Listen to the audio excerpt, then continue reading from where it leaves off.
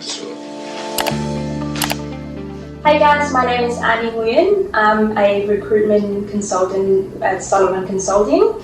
I'm also a former international student. I've been living here for about 10, 11 years now. And today I'm going to help you prepare a resume to help you find your dream job.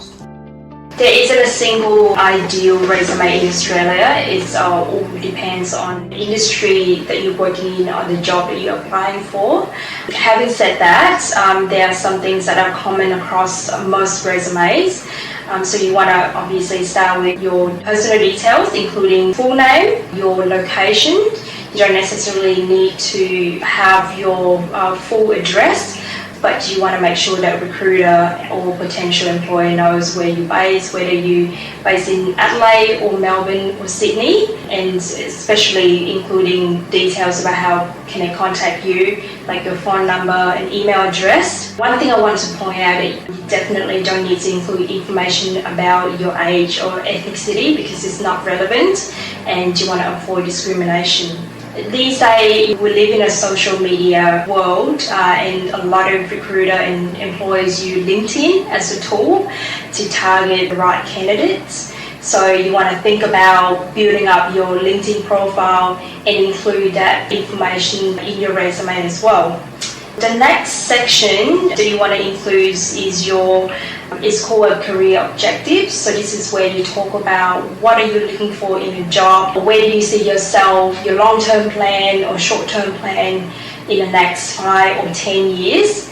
It doesn't need to be long, but everything has to be in a paragraph from 2 to 3 sentences.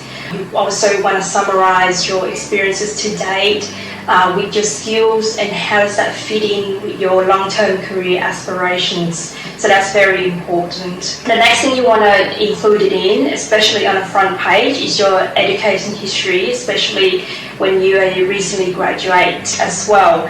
And I see this all the time where, international students, not just international students, but graduates and candidates, they put their education history at the very end of the resume.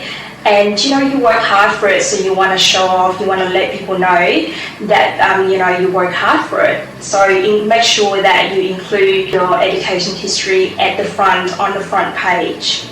Again, to me, the resume shouldn't be too long, probably about 1 to 3 pages. And always think of the first page as sort of like a first impression, so you want to impress people straight away.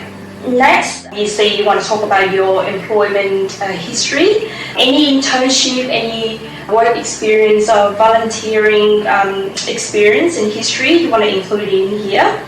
Underneath each of these roles, you can talk about the responsibilities. And one of the things I think that not a lot of people do is include achievements.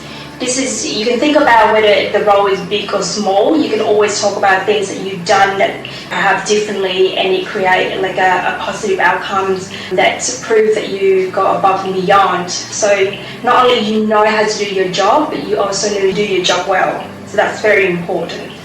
And the last thing is references. So this is one of the things that I feel like you don't necessarily need to list it, your referees, in your resume, but if you wish to do so, you can always make sure that you have the names, positions, and the employer that they work at, and what is the relationship between you and your referees, because it could be a personal referees or it could be a professional relationship here. So yeah, that's pretty much sum up how to prepare a successful resume.